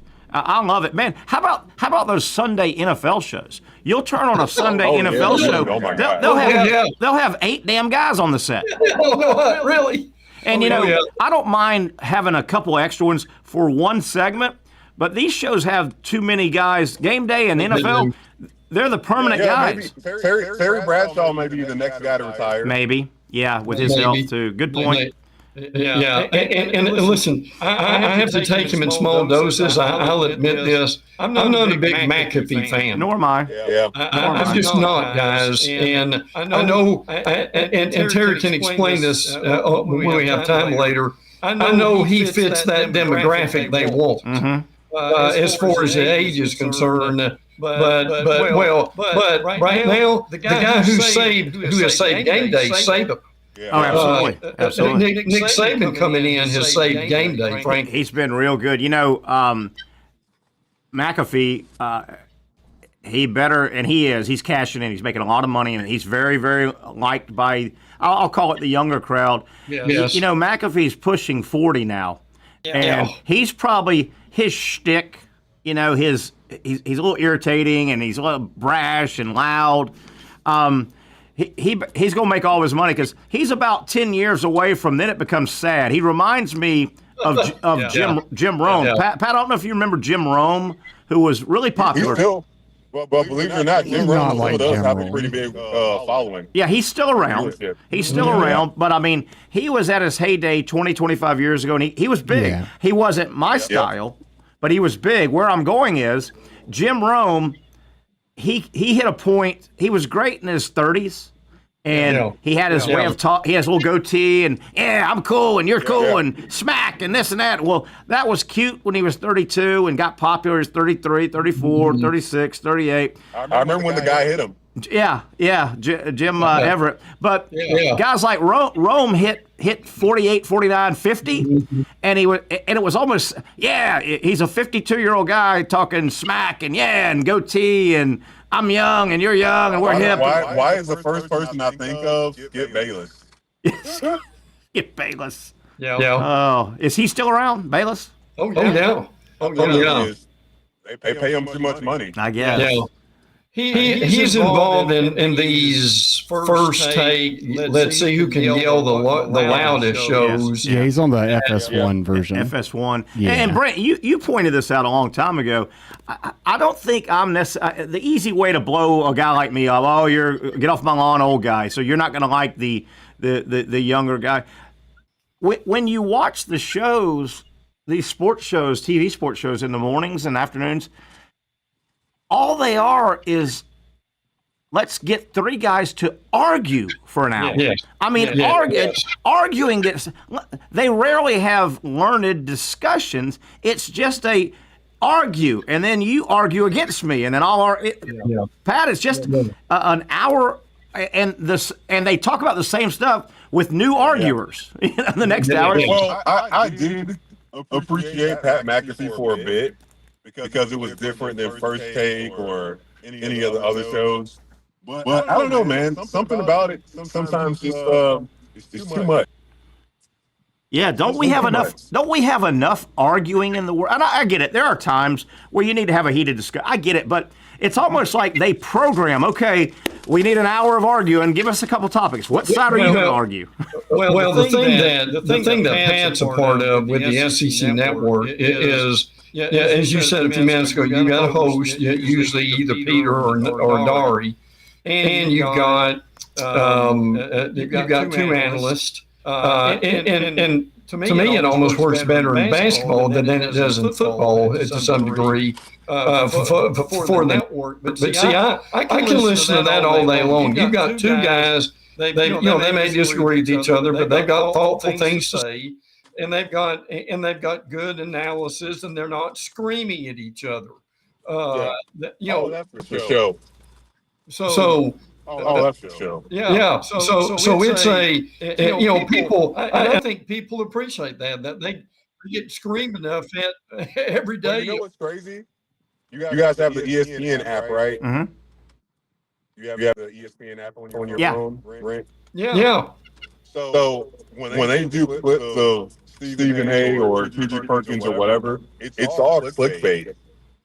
Stephen A. Storms or heated debates, and you watch it and you're like, that really wasn't all that. But that's their purpose. They want people to be attracted to all that drama. Yeah. And then and we'll take a quick break. Brent, you probably have a couple more notes that we can get out of here on next quick segment. Pat, if you need to go, I understand. One thing about McAfee, getting back to him, and I don't know if he still does it, I rarely see his, he's got his own show with all his little nerds on the set. Sorry about that. But he hit a point where I guess somebody told him this, but it was so forced and contrived. Somebody must have said, okay, you understand, you're on cable. you're not under FCC rules, right? Cable's different. Yeah. You're buying that and bringing it into your house. FCC, you know, they're different. Well, McAfee just thought it was cool to start cussing. Yeah. So he just started. I mean, and it was almost like, I mean, he would the S word and the A word. He just started cussing a lot, and I'm watching it a couple times. I go, it was almost like, you know, that 7th grade junior high school kid that gets away and goes to school, and he's not near his mom and dad. They're not listening, so he thinks it's cool to say a bunch of cuss words. Well, that's what it was like. I mean, what you're saying is definitely true about that, him being very middle schoolerish. But the reason why he was doing that is because his show originally was on YouTube, and it was unfiltered, and he was allowed to use that type of language, and so he already had an audience that was used to that, and he felt like he didn't want to be too Mickey Mouse and Disney and be on ESPN and completely go away with that and abandon that audience. But he why wanted be to cash in. Why be a cursor anyway? You know, I mean, well, it was just, I mean, that's the internet. When you're on the internet, I don't know. It's a different. It's not like being on SportsCenter. All right, what the hell? Let's go to break. How about that? How about that? What the hell? Let's take a break. Hey, that's colorful. Yeah. Now, that was much better than if I said, okay, folks, let's take a break. We'll come back and talk more sports and wrap up the show. Right here on the Young and Norvelle Show. Back after this. Stay with us, Brent Beaird. You got a notebook we want to get into. Finally, a family atmosphere, kid-friendly restaurant with a real sports bar feel. Bricks Jack's Beach features all of that and a large, climate-controlled covered patio with misting fans and heaters for all seasons. Mix in an extremely diverse menu that features the most quality and affordable steak at the beach, and there's no reason not to enjoy your next lunch, dinner, happy hour, or big sporting event at Bricks Jack's Beach, 300 2nd Street North in Jacksonville Beach. See you at Bricks Jack's Beach.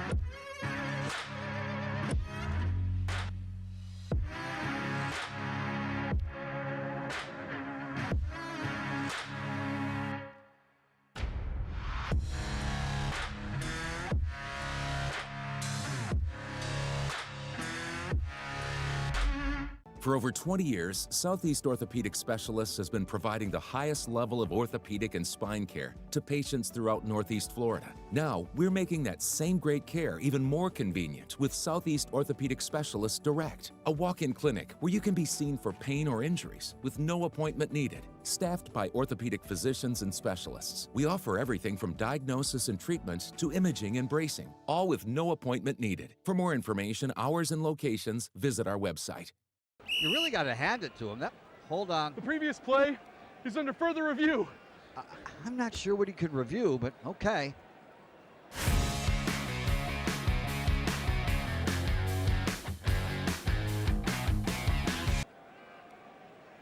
Sure has been a while.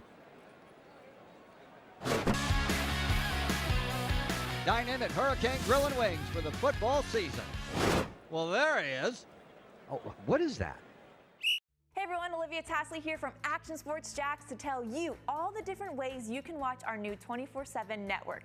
3 easy steps. You don't even need a pen and paper to write it down. Step number 1, download the app. Search Action News Jax in your app store either on your phone or your smart TV. Then, once you're on the app, click on that little drop-down menu in the upper left-hand corner with the 3 little lines. That'll show you these options, and boom, right here, click Action Sports Jax 24/7, and you will be brought to our continuous stream channel. That app can be accessed through all these different platforms, whether you have Roku, Fire TV, Smart TV, Apple TV, or Google TV. You can find our app. Now, if you don't have access to the app, don't worry. We still got you covered. We're across all social media platforms from Facebook, Instagram, X, YouTube, Twitch. We have a podcast channel. Plus, check out our short reels on our TikTok. Action Sports Jax 24/7. It's on all the time and everywhere. Summertime means sizzling sales at Nimnick Buick GMC. The #1 Buick GMC dealer in Jacksonville has lots of inventory to choose from with their best price guarantee. Nimnick never charges above MSRP. You can save up to $10,000 off select new GMC Sierras or get rates as low as 1.9%. You know I'm a truck guy. GMC Sierra, my trim level is an SLT. This one's an Elevation. Pretty good looking color as well. So here at Nimnick Buick GMC, you have a lot to pick from. My father-in-law, he drives this, an Enclave, so I feel like that GMC in the family. 2025 is coming around the corner, which means it's almost time to close out those 2024s this summer. You can schedule a test drive at NimnickBuickGMC.com. And while you're there, check your trade value and customize your payment options. Nimnick is there for you, even on Sundays. Visit the showroom on Phillips Highway or shop online at NimnickBuickGMC.com. Nimnick, your friends in the car business since 1941. GMC, we are professional grade. Hey, quick reminder, if you're in the market to buy or sell a home, go with the best in our area. I've known Lee Norvelle and Norvelle Realty since 1986. They've been helping you buy or sell a home in our area. They are seasoned. They understand our market, and they understand it can be a very stressful transaction. Probably the biggest transaction that you will ever make in your life is the buying and or selling of a home. Go with the best in the business, supported by our show. I've known Lee a long time. Lee Norvelle, Norvelle Realty since 1986, 904-388-4400, 904-388-4400. Patrick Young, Terry Norvelle, Brent Beaird here. Brent, we want to get into that notebook if you got a couple things here in the last 10 minutes. I do. We've got spring game tomorrow, and I want to mention Arkansas has their spring game at 2 o'clock. Mississippi State has their spring game tomorrow. And yes, has the spring game tonight at 7 o'clock. And that would be Zach's favorite team. South Carolina. South Carolina's got a little games, Zach. Tonight. Yeah, and their young hotshot quarterback will be participating in it. Oh boy! Oh, that's nice. There you go. Now, Terry, real quick, the only game on television is tomorrow. Texas A&M has its game at 3 on the SEC Network. Isn't that weird, Patrick? A&M's the only spring game broadcast on the SEC Network. I think that's a good boost for A&M. Isn't that a good boost? Don't you want your game on? I don't know. Yeah, absolutely. You always get a chance to draw in some other eyes. Yeah. If you're the only one. If you're Mike Elko, why not get your program out there? Definitely. Brent, any other? Because I got a topic I want to get to. It's kind of fun. Yeah. But anything else? Okay, I want to qualify this. And Zach Rothrock, are we ready? Don't start yet, but are you ready? I am getting the finishing touches. So I got to explain what we're going to talk about. And Patrick, as a tall guy, I know you're a tall guy, so you may be out of this discussion, Mr. 6'10", 240 pounds of granite, okay? But let me qualify this before I hurt any feelings. Yay. Anybody, here's the rule. Here's the rule. Anybody 5'9" and under, and I'm raising my hand, you can say the word midget and not get in trouble, okay? Is that fair? I think that's a rule. Yeah. I can say midget. Nobody can. Joe Terry, that's not politically correct. Okay. So, have y'all heard the story? This is legit, I think, making the internet rounds. And Zach, you're going to jump on and Chair concur. will recognize Mrs. Corrine that's the wrong one. I got the Go Gator. Hang on. So, Brent, I don't know if you guys and Pat. So, on the internet today, the great Mike Leach. Okay, here's a quote. And you remember we've lost Mike Leach a couple years ago. Mike Leach was talked down from lining up a little person in the backfield and then throwing that little person over the line of scrimmage in short yardage situations. Yeah. Which, I mean, honestly, I think it is an outstanding and brilliant move. So much, in fact, that I have time-stamped here. Look at this. From November the 25th of 2010. Look at this. My very own Facebook, Zach Rothrock, my personal Facebook. As I said, and I did use, I mean, this is 2010, it's a different time, right? I said if I were an NFL coach, I would hire a midget, and when my team got near the end zone, I'd just hand the ball to the midget and have the biggest guy on the team throw him into the end zone. He wouldn't complain. He'd be a Hall of Famer. He'd have the most touchdowns of all time. And so the late, great Mike Leach mirrored my logic, had the exact same thought, but he had to be. And if you guys know much, down. Pat and Brent, if you guys know much about the great Mike Leach, and again, we lost him to a heart attack, I think, and he was very young. He's only early 50s, I think he was, but maybe 60. But Mike Leach was, I don't know if y'all know this, Mike Leach was a lawyer. He graduated from law school. He was a very innovative he was a deep thinker, though. And he looked at things different, Pat, than a lot of people. But they said, and was that during his Mississippi State years, Zach? Can we tell if that his? The quote, it's not clear on that based on the quote, because they just put a picture of him up there. He makes it sound like, or the person, Patrick, that Mike Leach was kind of serious, and somebody had to talk him down. Coach, you can't really run a little guy out there and throw him across the. Oh, yeah, I think he was dead serious. He was. He would have done that. Pat, I'd be great at that. Wouldn't I? I'd be like Superman flying through the air. I mean, pretty much, but there will be a rule. Yeah, and also that little person will get hurt.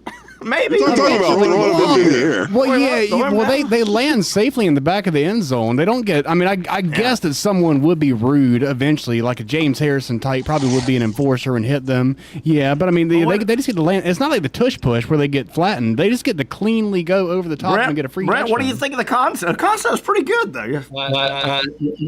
Listen, a couple of things here. One is I have absolutely no doubt that Leach was serious about this. Number two is, and listen to this, Patrick, when Terry Norvelle has on Black Panther cologne, he is ready to go on to just There's one issue I got with this, I think, strategic issue, but then I got a little counter strategic issue. Okay, guys? Here's my first issue strategically. Number one, once the little midget runs onto the field, you've kind of tipped your hand what your play is going to be. Okay, that's problem one. Oh, there could be fakes. There could be end around. Look, there's no limit. Now, here's my strategic counter. If you see the little midget running on offense, maybe the defense has a little midget they can run and they can pitch the defensive midget. Oh man, you have them scud missile them in the air. Collide up in the top, almost like a Dragon Ball Z type encounter. Oh my gosh! Pat, what do you think? Oh my gosh! That's a hell of a collision there between the offensive midget and the defensive midget. One of those big guys jumping, catching the midget, and slamming him to the ground. Hey, it's part of football, man. Part of football. Hey, yeah, that guy's a football player too. How many of those guys you think can handle that? I don't know. Hey, somebody added too. If you at the goal line, if that was implemented and you throw your midget ball carrier over, is that count as a passing touchdown? I think it's a rushing touchdown. I thought about that. That's a rushing touchdown. Patrick, Brent, is it a passing touchdown? Is it a rushing touchdown? Does the quarterback get a passing? Would that be a flying touchdown? Flying touchdown. I've got to say this. Would that be a short yardage situation? Yeah, for sure. Yeah, exclusively. Hey, they say to hell with the tush push thing. We're going airborne. Hey, this is the Air Force, not the Army. Right? We're going airborne. Oh, you guys are taking it. Zach Rothrock, what about your idea? Did you patent that or somehow protect that? I didn't. I really should have. I mean, I didn't realize it was going to be a sought-after strategy. I'm surprised that Bill Belichick didn't do this at some point. Someone's got to do it. Someone's got to. You know, Major League Baseball had Eddie Goodell. The Chicago White Sox hired the 4-foot, 8-inch midget to go, and he got walked in 4 pitches. That actually happened in a game, right? That actually happened in a Major League game. A midget took to the ball. That's right. We talked about that. And again, I'm under 5'9", so I can say midget without getting in trouble. Hey, I know a couple of midget wrestlers that when I'm at the arena working, they have midget wrestling outside sometime. And, man, they get on it, man. They're tough little son of a guns. They're tough, man, I tell you. But the problem is, what about the regulation-sized football, man? Can they keep from fumbling that thing, their little arms? Can they? Yeah, he can grab it. He can grab it. He can hold it with 2 hands. What do they say? Running backs are taught 3 pressure points, right? 1, 2, and 3 against body. What do you think, Pat? The midget, is ball security? Well, the ball's half as big as the midget. They grip it with their whole leg. The ball security is going to be terrible. Yes, Patrick. What about ball security? Oh, they got to grip it like with their full body, like a UFC fighter on the ground. The height minimum. I don't know, Zach. Zach, it's your invention. 5 feet? Yeah, I mean, the shorter the better. Much like a jockey with horse racing, the shorter you can go, the better. That's what I'm looking for here. But too small, too short. How well can they hold on to the football? We're here for a good time. You train them to wrestle the football like a UFC fighter does and get them in a chokehold. It'll never get the 7 points of pressure with both legs and both legs. This is like pure entertainment, not like... No, this is like we're gonna win the Super Bowl because we're always gonna win the game. It's an edge, baby. You're looking for an edge. If you were in 3rd and 4, you're getting the first down. Hey, hold on. I got a phone. Hold on. Hey, it's the little midget guy from Game of Thrones on line 1, Zach. He wants to apply. He's too fragile. He wants to apply for the job. Wee man from Jackass. I think he can do it. Peter Dinklage. Yeah, Peter Dinklage is on the phone for Zach. He wants to apply for the job. He's an angry elf. He's too old. Oh, Patrick, I'm sorry that your career with SEC Network is probably over now. If they say sorry about that. No. If we survive the Mike Freed segment with the squirrel in the pants, yeah. And what was the other one? It was another one. Oh, we survived those. Yeah. If this doesn't go viral, somebody help this segment go viral, for God's sake. This needs to be said. Instead of throwing him over the line of scrimmage, what about him just running between the legs of the lineman you've heard that's of one of the trick plays. All right, 30 seconds left. I'll end it with this. You guys have heard of the old hidden ball trick, right? They kick off and they all huddle and they got their back. And well, this is the hidden midget trick. Oh, God.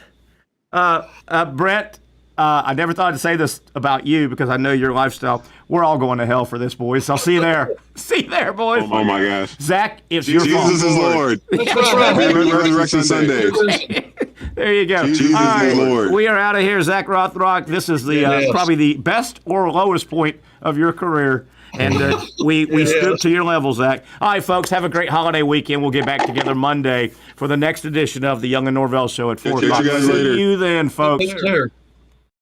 Finally, a family atmosphere, kid-friendly restaurant with a real sports bar feel. Bricks Jack's Beach features all of that and a large, climate-controlled covered patio with misting fans and heaters for all seasons. Mix in an extremely diverse menu that features the most quality and affordable steak at the beach, and there's no reason not to enjoy your next lunch, dinner, happy hour, or big sporting event at Bricks Jack's Beach, 300 2nd Street North in Jacksonville Beach. See you at Bricks Jack's Beach.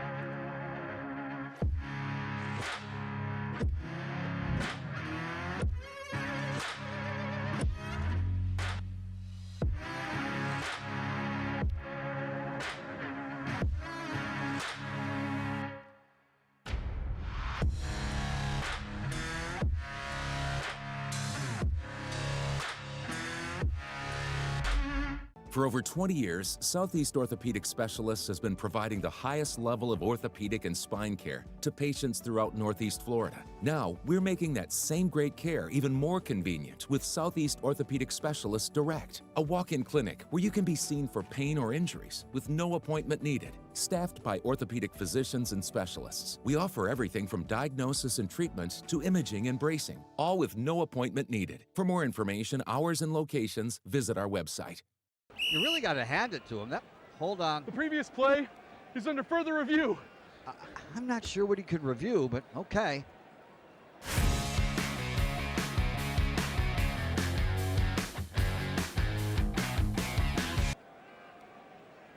Sure has been a while.